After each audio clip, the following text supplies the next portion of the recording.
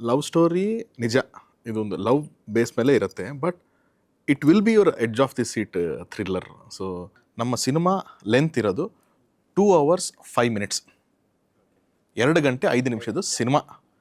ಹಿಂಗೆ ಶುರು ಆದರೆ ಫಸ್ಟ್ ಫ್ರೇಮಿಂದನೇ ಸ್ಟಾರ್ಟ್, ಕಥೆನೇ ಸ್ಟಾರ್ಟ್. ಮಿನಿಟ್ಸಲ್ಲಿ ನಿಮಗೆ ಲೆಕ್ಕ 10 ನಿಮಿಷ ಲೆಕ್ಕ ಹಾಕಿದ್ರೆ ಒಂದು 20 ಟ್ವಿಸ್ಟ್ ಅಂತೂ ನಿಮಗೆ ಸಿಗುತ್ತೆ. ರಿಲಯನ್ಸ್ ಅವ್ರು ಅವಾಗ ಒಂದು ಫೋನ್ ಬಿಟ್ಟಿದ್ರು, CDMA 500 ರೂಪಾಯಿದು. ನೀವು ನೋಡಿದ್ರೆ ಅದೊಂದು ಕಾಯಿನ್ ಬಾಕ್ಸ್ ₹1 ಹಾಕಿದ್ರೆ ಅದಕ್ಕೆ ಆ 180 seconds ಒಂದು ವ್ಯಾಲ್ಯೂ ಇರೋದು. ಅವಾಗ 180 ಸೆಕೆಂಡಲ್ಲಿ ಮಾತಾಡ್ತಿದ್ರೆ ಅದಕ್ಕೊಂದು ವ್ಯಾಲ್ಯೂ ಇರೋದು. ಅವರ ಪರ್ಸ್ಪೆಕ್ಟಿವ್ ಆಫ್ ಲವ್ ಏನು ಅನ್ನೋದನ್ನ ಮೀರಿ ಬೇರೆ ಇನ್ನೊಂದು ಪರ್ಸ್ಪೆಕ್ಟಿವ್ ಆಫ್ ಲವ್ ಹೇಳ್ತಾ ಇದೀವಿ ಅಷ್ಟೇ. ರಾಣ ಅವರು 3 months ಮದುವೆ ಆದಮೇಲೆ ಸಿಗಲ್ಲ ಅಂತ ಅನ್ಕೊಂಡಿದ್ವಿ, ಪಾಪ 2 weeksಗೆ ಬಂದ್ಬಿಟ್ರು. ಸುಮ್ಮನೆ ಶಾಕ್ ಆಗೋಯ್ತು ಒಂದು ಸೆಕೆಂಡ್ಗೆ. ಅಂದ್ರೆ ಈ ಓವರ್ ಆಲ್ ಈ project sir, actually Tarun sir ನಿಮ್ದು ಚೌಕದಿಂದ ಅಥವಾ ಕಾಟೇರ ಆಗ್ಬೋದು, ಈ ಪೀರಿಯಡ್ ಅಂದ್ರೆ 90s ಆಗಲಿ ಅಥವಾ 80s ಒಂದು ರಿಕ್ರಿಯೇಷನ್ ಅನ್ನೋದಿದೆಯಲ್ಲ ತುಂಬಾ ಅಥೆಂಟಿಕ್ ಆಗಿರುತ್ತೆ ಸರ್. ನಾನು ಈ ಟ್ರೈಲರ್ ನೋಡಿದಾಗ ಅನ್ಕೊಂಡೆ ನಂಗೆ ಆ ಫೋನ್ ಇಂದ ಹಿಡಿದು ತುಂಬಾ ಸೂಕ್ಷ್ಮತೆಗಳಿದೆ ಸಿನಿಮಾ.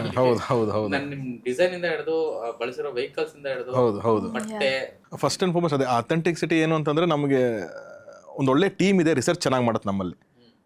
ಆಮೇಲೆ ನಾನು ನಂಬೋದೇನು ಅಂತಂದರೆ ಒಂದು ಪೀರಿಯಡ್ ಸೆಟ್ ಮಾಡ್ತೀವಿ ನಾವು ಅಂತಂದಾಗ ಅದನ್ನ ನೆನಪಿಸುವಂಥ ಒಂದಷ್ಟು ಎಲಿಮೆಂಟ್ಗಳಿದ್ರೇ ಆ ಪೀರಿಯಡಿಗೆ ಒಂದು ಖುಷಿ ಅಂತ. ಇವಾಗ ನೀವು ಫೋನ್ ಬಗ್ಗೆ ಹೇಳಿದ್ರಿ, ರಿಲಯನ್ಸ್ ಅವ್ರು ಅವಾಗ ಒಂದು ಫೋನ್ ಬಿಟ್ಟಿದ್ರು, CDMA 500 ರೂಪಾಯಿದು. ಅವಾಗಲೇ ಫಸ್ಟ್ ಎಲ್ಲರಿಗೂ ಅಂದರೆ ಅಲ್ಲಿವರೆಗೂ ಮೊಬೈಲ್ ಅಂತ ಅನ್ನೋದು ಬರೀ ಶ್ರೀಮಂತರಿಗೆ ಅಥವಾ ತುಂಬ ಲಕ್ಸುರಿ ಅಂತ ಅನಿಸ್ತಾ ಇತ್ತದು. ಯಾಕಂದರೆ 12 ರೂಪಾಯಿ ಔಟ್ ಗೋಯಿಂಗು, 6 ರೂಪಾಯಿದು ಇನ್ಕಮಿಂಗು, ಆ ಥರದ್ದೆಲ್ಲ ಇತ್ತು ಎಲ್ಲರಿಗೂ. ಒಂದು ನಿಮಿಷ ಆಯ್ತು ಅಂತ ಕಟ್ ಮಾಡೋ ರೇಂಜಿಗೆ ಇದ್ದಂಥವ್ರಿಗೆ 500 ರೂಪಾಯಿ ಮೊಬೈಲು, ಹ್ಯಾಂಡ್ಸೆಟ್ ಎಲ್ಲ ಕೊಡ್ತೀವಿ ಫ್ರೀ, ಎಷ್ಟಾರು ಮಾತಾಡ್ಕೊಳ್ಳಿ ನೀವು ಅಂತ ಒಂದು ಬಂದಂಥದ್ದು. ಅವಾಗ ಎಲ್ಲರ ಕೈಲೂ ಬಂದ್ಬಿಡುತ್ತೆ ಫೋನ್. ಸೊ ಹಾಗಾಗಿ ಅದನ್ನು ತೊಗೊಂಬಂದು ಒಳಗಡೆ. ಆಮೇಲೆ ಇವತ್ತಿಗೆ ಕಾಯಿನ್ ಬಾಕ್ಸ್ಗಳೇ ಇಲ್ಲ.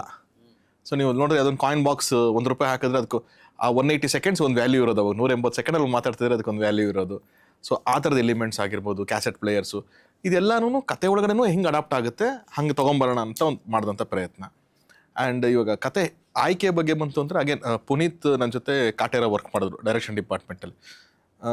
ಆವಾಗಲೇ ಅವ್ನು ಬರ್ಬೇಕಾದ್ರೆ ಹೇಳ್ದ, ಸರ್ ನಾನು ಏನಪ್ಪ ನೀ ಲಿರಿಕ್ ಬರಿತಾ ಇದೆಯಾ, ಎಷ್ಟೊಂದು ಕಡೆ ಡೈಲಾಗ್ಸ್ ಬರಿತಾ ಇದೆಯಾ, ಬ್ಯುಸಿ ಇದೆಯಾ, ಡೈರೆಕ್ಷನ್ ಡಿಪಾರ್ಟ್ಮೆಂಟ್ ಯಾಕೆ ಬರ್ಬೇಕು ಅನ್ಕೊತಾ ಇದೆಯಾ, ಬಂದರೆ 1.5 ವರ್ಷ ಹೋಗುತ್ತೀವಿ ನಾವು ಶೂಟಿಂಗು, ಪ್ರೀ ಪ್ರೊಡಕ್ಷನ್ನು, ರಿಲೀಸು ಅಂತ ಹೋದರೆ 1.5 ವರ್ಷ ಅಂತ ಈಸಿಯಾಗಿ ಹೋಗುತ್ತೆ. ಹೆಂಗೆ ಓಕೆನಾ ನಿನಗೆ? ಇಲ್ಲ ಸರ್ ಓಕೆ, ನನಗೇನಿಲ್ಲ ಸರ್, ಈ ಪ್ರೋಸೆಸ್ಸಲ್ಲಿ ನನ್ನ ವರ್ಕು ನೀವು ನೋಡಬೇಕು ಅನ್ನೋದು ಅಷ್ಟೇ ಸರ್. ನನಗೆ ಒಂದು ಗೈಡ್ ಬೇಕು, ನನ್ನ ವರ್ಕು ನೀವು ನೋಡಿ ಆಮೇಲೆ ಮುಂದಕ್ಕೆ ಒಂಚೂರು ಗೈಡ್ ಮಾಡಿ ನನಗೆ ಅನ್ನೋದೇ ಅವ್ನ ಪ್ರೋಸೆಸ್. ಅವ್ನು ಕರೆಕ್ಟ್ ರೂಟಲ್ಲೇ ಬಂದಿದ್ದ. ಆಯ್ತು ಬಾಪ ನನಗೂ ಸಂತೋಷ ಅಂತ ಅಂದ್ಬಿಟ್ಟು ಹೋದಾಗ ಅಲ್ಲಿ ಅವನೊಂದು ಅವಾಗ ಯಾವಾಗ ಫ್ರೀ ಇದ್ರೂ ಸರ್ ಒಂದು ಒಂದು ಐಡಿಯಾ ಇದೆ ಅಂತ ಪಿಚ್ ಮಾಡ್ತಾನೆ ಇರೋನು. ನಾನು ಹೇಳ್ತಿದ್ದೆ ಪುನೀತ್ ಇದ್ರಲ್ಲೇನೋ ಹಿಂಗಿದೆ, ಈ ಥರದ್ದೇನೋ ಇದೆ. ಅವ್ನು ಯಾವತ್ತೂ ಅದನ್ನು ಏನಕ್ಕೆ ಚೆನ್ನಾಗಿಲ್ಲ ಅಂತ ಹೇಳ್ತಿದ್ದೀರಾ, ಏನಕ್ಕೆ ರಿಜೆಕ್ಟು ಅಂತಲೂ ಕೇಳ್ತಿರ್ಲಿಲ್ಲ. ನಾನೇನೋ ಹೇಳಿದ್ರೆ ಹೌದಾ ಇದು ಹಿಂಗೆ ಇರ್ಬೋದು, ಅಥವಾ ನಾನೇನೋ ಜಸ್ಟಿಫಿಕೇಶನ್ ಕೊಡ್ತಿದ್ನಲ್ಲ. ಸೊ ಹಂಗೆ ಹೇಳ್ಬೇಕಾದ್ರೆ ಒಂದು 15-20 ಕತೆ ಡಿಸ್ಕಸ್ ಮಾಡಿದ್ವಿ ನಾವು. ಅದರಲ್ಲೂ ಒಂದು ನನಗೆ ಈ ಪ್ಲಾಟ್ ಬಂದು ಹೇಳ್ತಾನೆ. ನನಗೆ ಹೇಳಿದಾಗ ನನಗೆ ಅದೇನೋ ಫುಲ್ ಬೇರೆ ಕಥೆನೇ ಇತ್ತು. ಅದರಲ್ಲಿ ಒಂದು ಮೇಯ್ನ್ ಪ್ಲಾಟ್ ಒಂದು ತುಂಬ ಚೆನ್ನಾಗಿತ್ತು. ಪುನೀತ್ ಇದೆಲ್ಲ ಓಕೆ, ಈ ಸೈಡ್ ಇರೋದೆಲ್ಲ ಓಕೆ, ಇದು ಎಕ್ಸ್ಟ್ರಾರ್ನರಿ ಆಗಿದೆ, ಇದನ್ನ ಇಟ್ಕೊಂಡು ಏನಾದ್ರು ಮಾಡಬಹುದಾ ಅಂತ ನನಗೆ ಬಂದಿದ್ದು. ಸರಿ ಸರ್ ಅಂತ ಅಂದ್ಬಿಟ್ಟು ತೊಗೊಂಡೋಗಿ ನಾವು ಕಾಟೇರ ಶೂಟಿಂಗ್ ಮಾಡ್ತಾ ಮುಗಿಯೋ ಅಷ್ಟೊತ್ತಿಗೆ ಒಂದು ಸ್ಕ್ರಿಪ್ಟ್ ಮಾಡ್ಕೊಂಬಂದ ನನ್ನ ಹತ್ರ. ಸೊ ಅದು ನನಗೆ ಎಕ್ಸೈಟಿಂಗ್ ಅನ್ನಿಸ್ತು. ಸರಿ ಆಯಿತು ಬಾ, ಇದನ್ನ ಇಟ್ಕೊಂಡು ಟ್ರಾವೆಲ್ ಮಾಡೋಣ ಅಂತ ಅಂದ್ಬಿಟ್ಟು ಅಲ್ಲಿಂದ ಕಥೆನ ಡೆವಲಪ್ ಮಾಡ್ತಾ ಹೋದ್ವಿ ನಾವು. ಪುನೀತ್ ಒಂದೇ ಕೇಳಿದ್ದು, ನನಗೆ ಪ್ರೊಡಕ್ಷನ್ ಮಾಡಿ ಅಂತ ಯಾವತ್ತೂ ಕೇಳಿಲ್ಲ ಪುನೀತ್ ಹೇಳಿದ್ದು ಒಂದೇ, ಸರ್ ನನಗೆ ಈ ಸಿನಿಮಾ ಯಾರಿಗೆ ಪ್ರೊಡಕ್ಷನ್ ಮಾಡಿದ್ರು, ಯಾರಿಗೆ ಡೈರೆಕ್ಷನ್ ಮಾಡಿದ್ರು ನೀವು ನಂಗೆ ಜೊತೆಗಿರಿ ಸರ್, ಇದಕ್ಕೆ ಒಂಚೂರು ನನಗೆ ಮೆಂಟ್ರಿಂಗ್ ಮಾಡಿಕೊಡಿ ಇದನ್ನು, ಈ ಸಿನಿಮಾನ. ಆಯ್ತಪ್ಪ ಮಾಡ್ಕೊಡ್ತೀನಿ, ಏನು ತೊಂದರೆ ಇಲ್ಲ. ಸೊ ಮುಗಿಯೋ ಹಂತಕ್ಕೆ ಬಂದು ಲಾಕ್ ಆದಮೇಲೆ ನನಗೇನೆ ಈ ಸಿನಿಮಾ ನಾನು ಕತೆ ಹೇಳಬೇಕಲ್ಲ, ಈ ಕತೆ ಜನಕ್ಕೆ ಹೇಳಬೇಕಲ್ಲ, ನಮ್ಮ ಪ್ರೊಡಕ್ಷನ್ದ ಬಂದರೆ ಚೆನ್ನಾಗಿರುತ್ತೆ ಈ ಸಿನಿಮಾ ಅನ್ನೋ ಒಂದು ಎಕ್ಸೈಟ್ಮೆಂಟ್ ನನಗೆ ಬಂದಿದ್ದು. ಅವಾಗ ಪುನೀತ್ ನಾನು ಇದನ್ನು ಪ್ರೊಡ್ಯೂಸ್ ಮಾಡ್ತೀನಪ್ಪ ಅಂತ ಅಲ್ಲಿ ಹೇಳಿದ್ದದು. ಸೊ ಏನು ಅವ್ನು ಬ್ಯಾಕ್ ಡ್ರಾಪ್ ತೊಗೊಂಡಿದ್ದಾನೆ ಅಥವಾ ಏನದು ಪ್ರಿಮೈಸಸ್ ಸೆಟ್ ಮಾಡಿದ್ದಾನೆ 2004 ನಾವು ಏನದು ಒಂದು ಆಯ್ಕೆ ಮಾಡ್ಕೊಂಡಿದ್ವಿ ಕತೆನ, ಬ್ಯಾಕ್ ಡ್ರಾಪು ಎಲ್ಲರಿಗೂ ಗೊತ್ತು, ನಾವು ನೋಡಿದ್ದೀವಿ, ನಾವು ಕೇಳಿದ್ದೀವಿ, ಇದೆಲ್ಲನೂ ಇದೆ. ಅದ್ರ ಹಿಂದೆ ಈ ಥರದ ಒಂದು ಘಟನೆ ನಡೆದಿರುತ್ತಾ ಅಥವಾ ಇಷ್ಟು ಡೀಟೇಲಿಂಗಾಗಿ ಇದಾಗಿತ್ತಾ ಹಿಂಗೆ ಅಂತ ನೋಡೋ ಒಂದು ಎಕ್ಸ್ಪೀರಿಯನ್ಸ್ ಇದೆ ಗೊತ್ತಾ, ಅದೇ ನಿಮ್ಗೆ ಹೇಳೋ ಮನಸ್ಸಿಗೆ. That is the experience. ನಾನು ಅದೇ ಹೇಳ್ತೀನಲ್ಲ, ಈ ಸಿನಿಮಾ ಏನು ಅಂದರೆ ಒಂದು ಎಕ್ಸ್ಪೀರಿಯನ್ಸ್ ಇರುತ್ತೆ ನಿಮಗೆ. ಆಚೆ ಬಂದಾಗ ಏನು ಗುರು 2 ಗಂಟೆ ನಾನು ನೋಡಿದ್ನಲ್ಲ ಏನಿದೆ ಒಂದು ಎಕ್ಸ್ಪೀರಿಯನ್ಸು ಅನ್ನೋದು ಒಂದು ಕೊಡುತ್ತೆ ಅಂತ ಸಿನಿಮಾ. ಆ ಕತೆ ನನಗೆ ಹಂಗೆ ಎಕ್ಸೈಟ್ ಮಾಡಿದ್ದು. ಮೈಸೂರು, ಚಾಮರಾಜನಗರ, ಕೊಳ್ಳೇಗಾಲ, ಸೇಲಮ್ಮು ಈ ತರದಿದೆ. ಅಲ್ಲಿ ನೋಡಿದ್ರೆ ಪ್ರಿಯಾಂಕಂಗೆ ಬಟ್ಟೆ ಇಟ್ಟಿದ್ದೀರಾ, ತಮಿಳ್ ಹುಡುಗಿ ಅಂತ ಗೊತ್ತಾಗತ್ತೆ, ರಾಣ ಮೈಸೂರು ಹುಡುಗಿ ಅಂತ ಗೊತ್ತಾಗತ್ತೆ. ಸೊ ಈ ಭಾಷೆ ಅಂತ ಬಂದಾಗ ಸಿನಿಮಾದೊಳಗಡೆ ಯಾವ ರೀತಿ ಬಳಕೆ ಆಗಿದೆ ಮತ್ತೆ ನಿಮಗೆ ಅದು ಎಷ್ಟು ಚಾಲೆಂಜಿಂಗ್ ಆಗಿದೆ? ಸರ್ ಚಾಲೆಂಜಿಂಗ್ ಆಗಿತ್ತು. ಅದು ಆ ಕ್ಯಾರೆಕ್ಟರ್ ಪ್ಲೇ ಮಾಡಬೇಕು ಅಂದರೆ 2004 ನಡೆದಿರೋದಾಗಿರೋದ್ರಿಂದ ನಮ್ಗೆ ಇವಾಗ ಏನೂ ಗೊತ್ತಿಲ್ಲ ಇವಾಗ. ಅಂದರೆ ಅವಾಗ ಹೇಗಿತ್ತು ಆ್ಯಂಡ್ ಲವ್ ಸ್ಟೋರಿ ನಮ್ಗೆ ಅಂದರೆ ಗೊತ್ತಮ್ಮ, ನಿನಗೆ ಗೊತ್ತಿಲ್ಲ. ಅದೇ ನನಗೆ ಗೊತ್ತಿರಲಿಲ್ಲ ಸರ್. ನೀವು ಹುಟ್ಟಿದ್ದೆ ಅದಾದ್ಮೇಲೆ ಹುಟ್ಟಿದ. Okay 2006 Born. ಓಕೆ. ಅದು ಗೊತ್ತಿರಲಿಲ್ಲ ಅಲ್ಲ. ಈ ಸಿನಿಮಾಯಿಂದ ಅದೆಲ್ಲ ತಿಳ್ಕೊಳ್ಳೋದಕ್ಕೆ ಆಯಿತು. ಆ್ಯಂಡ್ ಇವಾಗ ಲವ್ ಅಂದರೆ ಗೊತ್ತಲ್ಲ ಸರ್, ದಿನಕ್ಕೆ ಬಂದಿರುತ್ತೆ. ಬಟ್ ಅವಾಗ ಅದು ಅವರೆಷ್ಟು ಸ್ಟ್ರಗಲ್ ಮಾಡಿರ್ತಾರೆ ಆ ಲವ್ವಿಗೋಸ್ಕರ. ಸೊ ಇದೆಲ್ಲ ತಿಳ್ಕೊಂಡಿದ್ದೆ. ಆ್ಯಂಡ್ ಅಲ್ಲಿ ಒಂದಷ್ಟು ರಿಯಲ್ ಇನ್ಸಿಡೆಂಟ್ ಬಗ್ಗೆ ನಮಗೆ ಅಷ್ಟು ತಿಳ್ಕೊಳಕ್ಕಾಗಿರಲಿಲ್ಲ ಡೀಪಾಗಿ. ಸೊ ಅದ್ರ ಬಗ್ಗೆ ತಿಳ್ಕೊಳ್ಳೋದಕ್ಕಾಯಿತು. ಆ್ಯಂಡ್ ತಮಿಳ್ನಾಡು ಅಂತ ಬಂದಾಗ ಆ ಸ್ಲ್ಯಾಂಗ್ ಬರಬೇಕಾಗತ್ತೆ. ಸೊ ಇದಕ್ಕೆಲ್ಲ ವರ್ಕ್ಶಾಪ್ ಮಾಡಿದ್ದೀವಿ. ಸೊ ಮತ್ತು ಆ ಇನ್ನೋಸೆಂಟ್ ಕ್ಯಾರೆಕ್ಟರ್ ಇದೆಲ್ಲ ವರ್ಕ್ ಮಾಡೋದಕ್ಕೆ ಸ್ವಲ್ಪ ಚಾಲೆಂಜಿಂಗ್ ಆಗಿತ್ತು. ಆ್ಯಂಡ್ ನನಗಿಂತ ಗ್ರೇಟ್ ಆ್ಯಕ್ಟರ್ಸ್ ಎಲ್ಲ ಈ ಸಿನಿಮಾ ಅಲ್ಲಿ ವರ್ಕ್ ಮಾಡಿದ್ದಾರೆ, ಎಕ್ಸ್ಪೀರಿಯನ್ಸ್ ಇರೋರು. ಸೊ ಅವ್ರ ಜೊತೆ ವರ್ಕ್ ಮಾಡಿದ್ದು ಇದೆಲ್ಲ ಚಾಲೆಂಜಿಂಗ್ ಆಗಿತ್ತು. ಅದು ಫಸ್ಟ್ ಸಿನಿಮಾ ಅಲ್ಲ. ನಿಮಗೆ ಗೊತ್ತಿತ್ತಾ ಸರ್ ಇವ್ರಿಗೆ ಲವ್ ಬಗ್ಗೆ ಗೊತ್ತಾಗಿದ್ದು ಅರ್ಥ ಆಗಿದ್ದೆ ಈ ಸಿನಿಮಾಯಿಂದ ಅಂತ ಸರ್? ಹೌದು. ಅದಕ್ಕೆ ಮುಂಚೆ ಲವ್ ಅನ್ನೋದೇ ಇಲ್ಲ ಅಂತ ಅನ್ಕೊಂಡಿದ್ದೀನಮ್ಮ. ಅಂದರೆ ಸರ್ ಅಂದ್ರೆ ಇವ್ರಿಗೆ ಒಂದು ಇದೇ ಏನು ಅಂದರೆ ಈ ಅರ್ಲಿ 90s ಅರ್ಲಿ 2000 ತನಕ ಒಂದು ಪ್ಯೂರಿಟಿ ಇತ್ತು ಗೊತ್ತಾ ಲವ್ ಅಲ್ಲಿ, ಅದು ಗೊತ್ತಾಗಿರೋದು ಅಂತ. ಇವಾಗ ಲವ್ ಮೊದಲು ಇವಾಗಿನ ಜನ್ರೇಷನ್ ಮೊಬೈಲ್ ಅಲ್ಲೇ ಲವ್ ಅದೇ ಅಂತ ಅಂತಿರ್ತಾರಲ್ಲ, ಅದಲ್ಲ. ಹೌದು, ಅದನ್ನ ಮೀರಿದೊಂದೇನೋ ಇತ್ತಲ್ಲ ಅವಾಗ ಅನ್ನೋದೊಂದು ಅದು ಪ್ರಾಮಾಣಿಕತೆ ಇತ್ತು. ಅಲ್ಲ ಈಗಲೂ ನಾನು ಪುನೀತ್ ಮಾತಾಡ್ಬೇಕಾದ್ರೆ ಅದೇ ಅನ್ಕೊಂಡು ಇದು ಹೆಂಗೆ ಇರುತ್ತೆ ಅಂತಂದ್ರೆ, ಬಹುಶಃ ಒಂದು ಜನ್ರೇಷನ್ ಅವರಿಗೆ, ನಮ್ಮ ಹಿರಿಯ ಜನ್ರೇಷನ್ ಅವರಿಗೆ ಹೌದಪ್ಪ ಇದನ್ನೆಲ್ಲ ನಾವು ನೋಡಿದ್ದೀವಿ ಅಂತ ಅನಿಸುತ್ತೆ. ನಮ್ಮ ಜನ್ರೇಷನ್ ಅವ್ರಿಗೆ ಹೌದು ನಾವು ಇದನ್ನ ಎಕ್ಸ್ಪೀರಿಯನ್ಸ್ ಮಾಡಿದ್ದೀವಿ ಅಂತ ಅನಿಸುತ್ತೆ.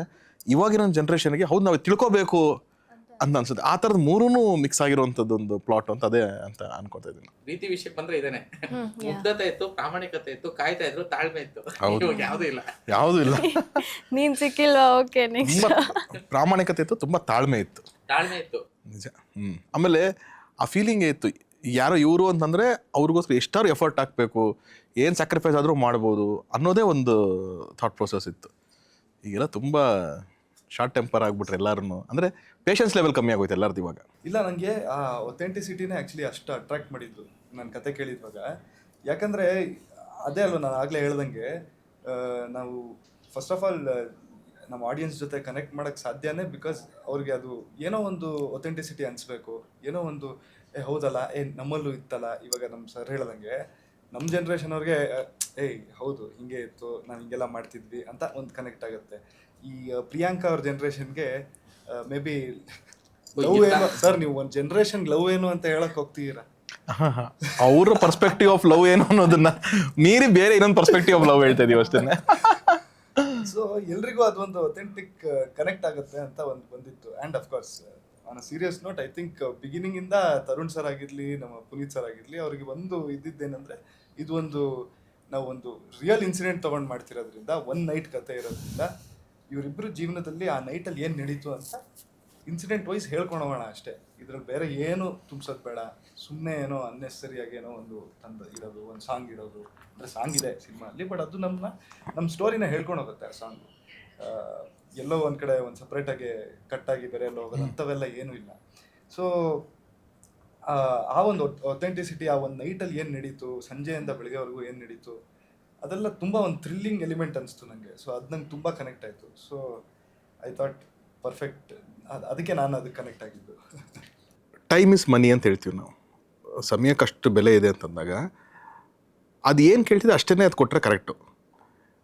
ನಾನೊಬ್ಬ ಟೆಕ್ನಿಷಿಯನ್ ಆಗಿ ಪ್ರೊಡಕ್ಷನ್ ಮಾಡಬೇಕಾದ್ರೆ ನನಗೆ ಅದು ಗೊತ್ತಿತ್ತು, ಒಂದು ಕತೆಗೆ ಎಷ್ಟು ಸಮಯ ಹಿಡಿಯುತ್ತೆ, ಶೂಟಿಂಗ್ ಎಷ್ಟು ದಿನ ಆಗುತ್ತೆ, ಪೋಸ್ಟ್ ಪ್ರೊಡಕ್ಷನ್ ಎಷ್ಟು ದಿನ ಆಗುತ್ತೆ, ಅದನ್ನು ಹೆಂಗೆ ಪ್ಯಾರಲಾಗಿ ಮಾಡಿದ್ರೆ ವರ್ಕ್ ಆಗುತ್ತೆ ನಮಗೆ ಅನ್ನೋದು.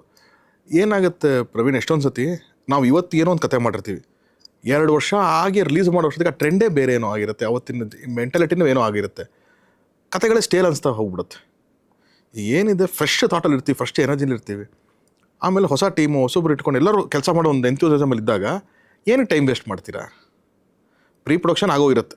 ನಾವು ಇದು ಶೂಟ್ ಶುರು ಮಾಡಿದ್ದು ಆಲ್ಮೋಸ್ಟ್ ಜಾನ್ವರಿ ಎಂಡಲ್ಲಿ 25 ಶೂಟ್ ಶುರು ಮಾಡ್ತೀವಿ. ಎಷ್ಟು ದಿವಸ ಅಂದ್ಕೊಂಡಿದ್ದೀರಾ? 50-55 ದಿವಸ ಶೂಟಿಂಗ್ ನಡೀತಾ ಇದೆ. ನೈಟು ಕಾಲ್ ಶೀಟ್ಸ್ ಒಂದು 85-90 ಕಾಲ್ ಶೀಟ್ಸ್ ಆಗಿದೆ.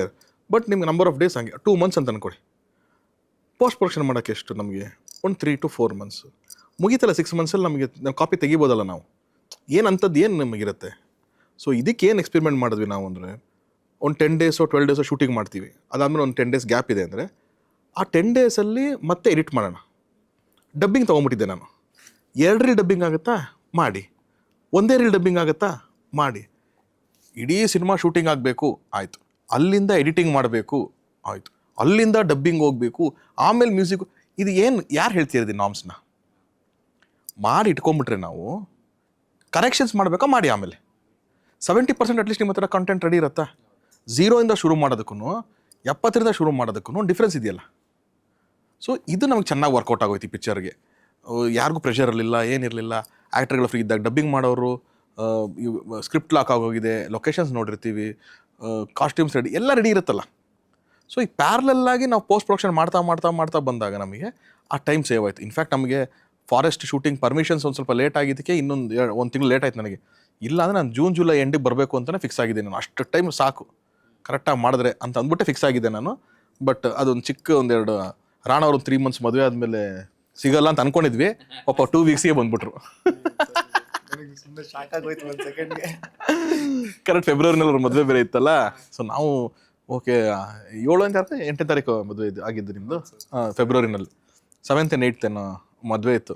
ನಮ್ಗೆ ಅವಾಗ ತಾನೇ 10 ದಿವಸ ಆಗಿದೆ ಶೂಟಿಂಗ್ ಶುರು ಮಾಡಿ. ಈಗ ಬ್ರೇಕ್ ಕೊಡ್ಬೇಕು ಅವರಿಗೆ. ಇನ್ನು ಹೋದ್ರೆ 1 ತಿಂಗಳು 15 ದಿವಸ ಹೋಗ್ತಾರೆ ಅಂತಂದ್ರೆ ಪಾಪ ಏನಿಲ್ಲ. ಮದುವೆ ಆಗಿ February 14th 15th ಶೂಟಿಂಗ್ ಬಂದರು. 8ನೇ ತಾರೀಕು ಮದುವೆ ಆಗಿರೋದು, ಅದು February 14th ಒಂದು ಇದೆಯಲ್ಲ ಅನ್ನೋದಕ್ಕೋಸ್ಕರ ಅದನ್ನು ಮುಗಿಸ್ಕೊಂಡು 15th ಮತ್ತೆ ಜಾಯ್ನ್ ಆಗ್ಬಿಟ್ರು. ಅಂದರೆ ವೆನ್ ಆ್ಯಕ್ಟರ್ಸ್ ಸಪೋರ್ಟು ಮತ್ತು ಪ್ರೊಡಕ್ಷನ್ ಕರೆಕ್ಟಾಗಿತ್ತು ಅಂದರೆ ಸಿನಿಮಾ 7-8 monthsಲ್ಲಿ ಈಸಿಯಾಗಿ ಮುಗಿಸ್ಬೋದು. ಅದು ಎಂಥ ದೊಡ್ಡ ಸಿನಿಮಾ ಆದ್ರೂ 9 months ಮ್ಯಾಕ್ಸಿಮಮ್ ಅಷ್ಟರಲ್ಲಿ ಮುಗಿಸ್ಬೋದು ಅಂತ ನನ್ನ ನಂಬಿಕೆ. ಹೌದು, ಇವತ್ತು ಎಲ್ಲ ಕಡೆಯಿಂದ ದುಡ್ಡು ತರ್ತಾ ಇರ್ತೀವಿ, ದುಡ್ಡು ಇಂಟ್ರೆಸ್ಟ್ ಓಡ್ತಾ ಇರುತ್ತೆ, ಎಲ್ಲರದು ಟೈಮ್ ಓಡ್ತಾ ಇರುತ್ತೆ. ಯಾರು ಒಬ್ಬ ಡೈರೆಕ್ಟರ್ ಲಾಕ್ ಆಗಿರ್ತಾನೆ, ಒಬ್ಬ ಹೀರೋ ಲಾಕ್ ಆಗಿರ್ತಾನೆ, ಎಲ್ಲರೂ ಒಂದು ಸ್ಟಕ್ ಆಗಿರ್ತಾರೆ. ಸೊ ಅದ್ರ ಬದಲು ಎಲ್ಲನೂ ಮಾಡ್ತಾ ಮುಂದಕ್ಕೆ ಹೋಗ್ತಾ ಇರ್ಬೋದು. ಅದೊಂದು it's a very good thing actually. Love story ನಿಜ, ಇದೊಂದು ಲವ್ ಬೇಸ್ ಮೇಲೆ ಇರುತ್ತೆ, but it will be your edge of the seat thriller. So ಒಂದು ಲವ್ ಒಳಗಡೆ ಫೀಲು, ಒಂದು ಪ್ರೇಮಿಗಳಿಗೋಸ್ಕರ ನಿಮ್ಮ ಮನಸ್ಸು ತುಡಿತಾ ಇದ್ರು ಕೂಡ ಆ ಎಡ್ಜ್ ಆಫ್ ದಿ ಸೀಟಲ್ಲಿ ಏನಾಗುತ್ತೆ, ಇದೇನಾಗುತ್ತೆ, ಏನು ಅಯ್ಯೋ ಇವ್ರು ಅನ್ನೋದನ್ನೇ ಇಡೀ ಸಿನಿಮಾ ಲಾಸ್ಟ್ ತನಕನೂ ಅಷ್ಟೇ. ಆಮೇಲೆ no say that are not, but ಒಂದು ಲವ್ ಸ್ಟೋರಿ ಅಂದರೆ ಹಿಂಗೆ ಒಂದು ಎಂಡ್ ಆಗುತ್ತೆ ಅನ್ನೋದು ಒಂದು ತಲೆಯಲ್ಲಿರುತ್ತೆ. ಅದಲ್ಲದೆ ಇರೋದೇನೋ ಮಾಡಬೇಕು ಅಂತ ಮತ್ತೆ ಟ್ರೈ ಮಾಡಿದ್ದೀವಿ ನಾವು. So all those things is put together. Last shot ತನಕನೂ ನಿಮಗೆ ಸರ್ಪ್ರೈಸಸ್ ಬರ್ತಾನೆ ಇರುತ್ತೆ. So there surprise, every scene ಒಂದು ಸರ್ಪ್ರೈಸ್ ಇರುತ್ತೆ ನಿಮಗೆ.